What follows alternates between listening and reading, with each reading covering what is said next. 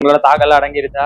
இப்ப இந்த இடத்துல வந்து 2 டைம் தான் தாகத்தை பத்தி கேட்டிருப்பாங்க. ஒண்ணு வந்து சிலுவையில இருக்கும்போது, இன்னொரு வந்து சமாரியா ஸ்திரீ கிட்ட கேட்டிருப்பாங்க. அவர் வந்து எதற்காக தாகமா இருந்தாரு? ஆத்துமாக்களை வந்து நம்ம அந்த வசனத்துல நிரப்பணும்னா, நம்மளோட தாகமும் தீரும், அவங்களோட தாகமும் தீரும்.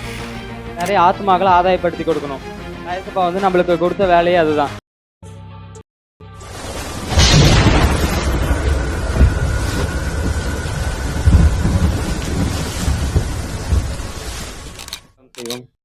ஸ்தோத்திரம் ஸ்தோத்திரம் ஏசப்பா. அந்த நாளை கொடுத்ததுக்காக நன்றி ஏசப்பா. இப்போது நான் தாகமா இருக்கிற வார்த்தை பேசும்படியான கிருபை செய்தீங்க ஏசப்பா. உங்க கொடான கொடி நன்றி ஏசப்பா. என்னை மறைச்சு நீங்க வெளிப்படுங்க ஏசப்பா. நான் பேசுற ஒவ்வொரு வார்த்தையும் உங்க மக்கள் இடத்துல போய் சேரும்படியான கிருபை செய்யுங்க ஏசப்பா. சபையை யாரும் புரிந்து கொள்ள முடியாத கிருபை செய்யுங்க, ஆசீர்வதிங்க, பலப்படுத்துங்க. இயேசு நாமத்தினாலே வேண்டிக்கிறோம், நல்ல பிதாவே. ஆமென். தாகத்தை பத்தி நாலு விஷயத்தை பத்தி பேச போறேன். என்ன தாகம், ஏன் தாகம், அவர்கள் தாகத்துக்கு அந்த தாகத்துக்கு அவர்கள் என்ன கொடுத்தார்கள், நாம் என்ன கொடுக்க போகிறோம். இந்த 4 வார்த்தை பத்தி தான் பேச போறோம். ஃபர்ஸ்ட் வந்து ஏன் தாகம். அவர் வந்து எதற்காக தாகமா இருந்தாரு? யாருக்காச்சும் தெரியுமா? ஏன்னா பிதாவினோட சித்தத்தின்படி அவர் வந்து சிலுவையில் அறைய போகும்போது 7 வார்த்தை அவர் பேசணும். அது வந்து பிதாவின் சித்தத்தின்படி அதுக்கு முன்னாடியே தெரியும். நான் இந்த மாதிரி சிலுவையில் அறைய போவேன், எனக்கு 7 வார்த்தை அவர் கொடுப்பாரு அப்படின்னு அவருக்கு முன்னாடியே தெரியும். ஆனா அவர்னால வந்து 4 வார்த்தை தான் பேச முடிஞ்சுச்சு. அந்த மீதி 5, 6, 7 அந்த 3 வார்த்தை பேசுறதுக்கு அவர் வறண்டு போச்சு. ஏன்னா அவர் முள்முடி சுட்டினாங்க, சாட்டையால் அடிச்சாங்க, ரொம்ப தூரம் சிலுவை தூக்கி நடந்து வந்தாரு. ஸோ அதனால அந்த 3 வார்த்தை பேச முடியல. அதனாலதான் 5வது வார்த்தை தாகமா இருக்கிறேன், ரொம்ப தாகமா இருக்கிறேன் அப்படின்னு சொல்லி மனதுருகி தாகமா இருக்கிறேன் அப்படின்னு சொல்லி இருக்கிறாங்க. 2 வகையான தாகம் இருக்கு. அதுல என்ன தாகம்னா, சரீரபரமான தாகம் ஒண்ணு, இன்னொன்னு வந்து ஆத்ம தாகம் ஒண்ணு. ஃபர்ஸ்ட் சரீரபரமான தாகம் வந்து மனுஷங்களுக்கு எல்லாத்துக்குமே ஒவ்வொரு தாகம் இருக்கும். நிறைய பேத்துக்கு ஒவ்வொரு தாகம் இருக்கும். சின்ன பிள்ளைங்களுக்கு கேட்டிங்கன்னா நிறைய பொம்மை வாங்கணும்னு சொல்லுவாங்க, சைக்கிள் வாங்கணும்னு சொல்லுவாங்க. இதே பெரிய பசங்களுக்கு கேட்டிங்கன்னா நல்லா காலேஜில் சேரணும், நல்லா நான் ஒரு பைக் வாங்கணும் அப்படின்னு சொல்லுவாங்க. இதே பெரியவங்களுக்கு கேட்டிங்கன்னா நல்ல நான் வேலைக்கு போகணும், ஒரு வீடு வாங்கணும், ஒரு கார் வாங்கணும் அப்படின்னு சொல்லுவாங்க. இதே மாதிரி தான் ஏசப்பாக்கு வந்த தாகம் என்னன்னா, ஆவிக்குரிய தாகம் வந்துச்சு ஏசப்பாக்கு. சரீர பிரகாரமான தாகம் வந்துச்சு. ஏசப்பா வந்து 100% மனுஷகுமாரனாவும் இருந்தாரு, 100% தேவகுமாரனாவும் இருந்தாரு. மனுஷகுமாரனா இருந்ததுக்கு எக்ஸாம்பிள் வந்து லாசரு இறந்து போனப்ப ஏசப்பா வந்து கண்ணீர் விட்டாரு. எருசலேம் ஆலயத்துல வந்து பாவம் நடந்துட்டு இருக்கும்போது அங்கேயும் கண்ணீர் விட்டாரு ஏசப்பா. அது வந்து மனுஷகுமாரனா இருந்ததுக்கு 100% மனுஷகுமாரனா இருந்ததுக்கு அது எக்ஸாம்பிள். தேவகுமாரனா இருந்ததுக்கு வந்து 5 அப்பம் 2 மீனை கொண்டு 5000 பேத்துக்கு போஷித்தாங்க. கடலையும் காற்று அதட்டினாரு. இது வந்து 100% தேவகுமாரனா இருந்ததுக்கு எக்ஸாம்பிள். செகண்ட் வந்து ஆத்மதாகம். ஆத்மதாகம்னா என்னது? யாருக்காச்சும் தெரியுமா ஆத்மதாகம்? ஏசப்பா வந்து எப்ப ரட்சிக்கப்பட்டாரு? 30 வயசுல ரட்சிக்கப்பட்டாரு. ஊழியம் எத்தனை வருஷம் பண்ணாரு? 3 வருஷம் பண்ணாரு. அந்த 3 வருஷத்துல நீங்களே எப்ப ரட்சிக்கப்பட்டீங்க? எல்லாரும் ஒவ்வொருத்தரும் ஒவ்வொரு வயசுல ரட்சிக்கப்பட்டிருப்பீங்க. இது வரைக்கும் எத்தனை ஆத்மாக்களை நீங்க கொண்டு வந்திருக்கிறீங்க? ஆனா ஏசப்பா எத்தனை ஆத்மாக்களை கொண்டு வந்திருந்தாரு? 3 வருஷத்துல 7 சீசர்களை கொண்டு எத்தனை ஆத்மாக்களை கொண்டு வந்திருந்தாரு? சீசர்களை கொண்டு நிறைய ஆத்மாக்களை கொண்டு வந்தாரு. அதேதான் ஏசப்பா சொல்றாரு.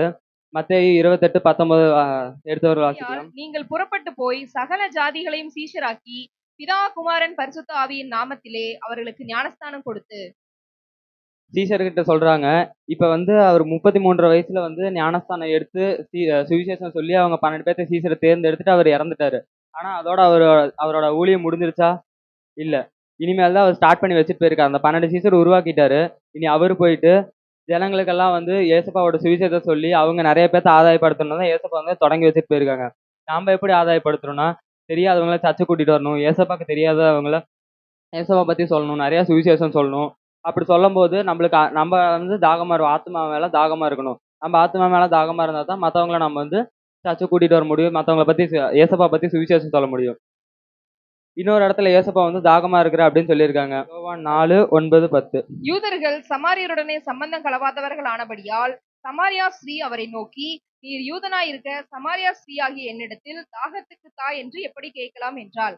இயேசு அவளுக்கு பிரதியுத்தரமாக, நீ தேவனுடைய ஈவையும் தாகத்துக்கு தா என்று உன்னிடத்தில் கேட்கிறவர் இன்னார் என்பதையும் அறிந்திருந்தாயானால் நீயே அவரிடத்தில் கேட்டிருப்பாய், அவர் உனக்கு ஜீவ தண்ணீரை கொடுத்திருப்பார் என்றார்.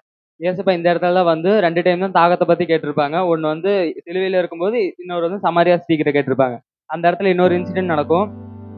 அவர் வந்து நான் தான் மேசியா அப்படின்னு சொல்லுவாரு. அவர் சொன்ன உடனே யூதர்கள் வந்து இவங்களோட ஒண்ணு சேர மாட்டாங்க. அப்ப வந்து சொன்ன உடனே ஸ்திரீக்கு வந்து ரொம்ப சந்தோஷமாயிருச்சு. ஓ, இவரு தான் மேசியாவா அப்படின்னு சொல்லும்போது இவருக்கு ரொம்ப சந்தோஷமாயிருச்சு. அப்போ வந்து ஏசப்பா சொல்றாரு, நீ குடுக்கிற தண்ணி குடிச்சோன்னா எனக்கு தாகம் தீர்ந்துடும், ஆனா மறுபடியும் தாகம் வரும். நான் கொடுக்குற தண்ணீர் நீ குடிச்சுன்னா மறுபடியும் தாக வராது. அது என்ன தண்ணீர்னா ஜீவ தண்ணீர். ஜீவ தண்ணீருக்கு யாருக்காச்சும் விளக்க தெரியுமா? ஜீவ தண்ணீர்னா என்ன? ஜீவ தண்ணீர்னா வசனம், நம்ம டெய்லி படிக்கிற வசனம். அந்த ஜீவ தண்ணீர் நம்ம டெய்லி எடுத்துட்டோம்னா நம்மளுக்கு தாக வராது. அந்த ஜீவ தண்ணீர் நம்ம எப்பப்பெல்லாம் எடுக்கிறோமோ அப்பப்பெல்லாம் அதை பத்தி நம்ம மற்றவங்க கிட்ட சொல்லணும். அடுத்த பாயிண்ட் வந்து நாம அவங்களுக்கு என்ன கொடுக்க போகிறோம். நாம வந்து அவங்களுக்கு என்ன கொடுக்குறோம்? ஏசப்பாக்கு நிறைய ஆத்மாக்களை ஆதாயப்படுத்தி கொடுக்கணும். ஏசப்பா வந்து நம்மளுக்கு கொடுத்த வேலையே அதுதான். இந்த உலகத்துல நம்ம பிறந்ததுக்கு வந்து அதான் ஆதாரம். நம்ம எத்தனை ஆத்மாக்களை கொண்டு போறோம், பரலோகத்துக்கு எத்தனை ஆத்மாக்களை கொண்டு போறோம் அப்படிங்கிறத ஏசப்பா நம்மளுக்கு கொடுத்துருக்க வேலை. நம்மளுக்கு இந்த உலகத்துல நிறைய வேலை இருந்தாலும் முதல் வேலை நம்ம ஆத்மாக்களை ஆதாயப்படுத்த நம்மளுக்கு முதல் வேலை. எனக்கு ஒரு சின்ன ஸ்டோரி இருக்கு. இந்த காக்கா தண்ணி தாக அடிச்சுட்டு கதை தெரியுமில்ல எல்லாத்துக்கும். காக்காய்க்கு தண்ணி தாக வந்துச்சு, அந்த கதை தெரியுமில்ல. அதே மாதிரிதான் காக்காக்கு வந்து தண்ணி தாக ரொம்ப அடிச்சிச்சு. அந்த காக்கா வந்து எல்லா பக்கம் தேடிட்டு இருந்தப்போ ஒரு பானையில தண்ணி இருந்திருக்கு. அந்த பானையில தண்ணி கொஞ்சமா தான் இருந்துச்சு. இதனால தலையை உள்ள விட முடியல. பக்கத்துல இருக்க கல் எடுத்து உள்ள போட்டு தண்ணி குடிச்சிருச்சு. இந்த கதை எல்லாத்துக்குமே தெரியும். அதுல வந்து காகம் வந்து நம்ம தான் காகம், பானை வந்து ஏசப்பா தான் அந்த பானை, தண்ணீர் வந்து தேவனுடைய வசனங்கள், கற்கள் வந்து ஆத்துமாக்கள். நம்ம எல்லாம் தாகமா இருக்கும்போது அந்த அந்த ஆத்துமாக்களை வந்து நம்ம அந்த வசனத்துல நிரப்பினோம்னா அவங்க நம்மளோட தாகமும் தீரும், அவங்களோட தாகமும் தீரும். இதே மாதிரி ஏசப்பாவும் சொல்றாங்க, நீங்க ஆத்துமாக்களை ஆதாயப்படுத்துங்க, உங்களோட வேலை அதுதான். நீங்க பரலோகத்துக்கு எத்தனை சொத்து கொண்டு வருவீங்கன்னு தெரியாது, ஆனா ஆத்துமாக்களை நிறைய கொண்டு வரணும்.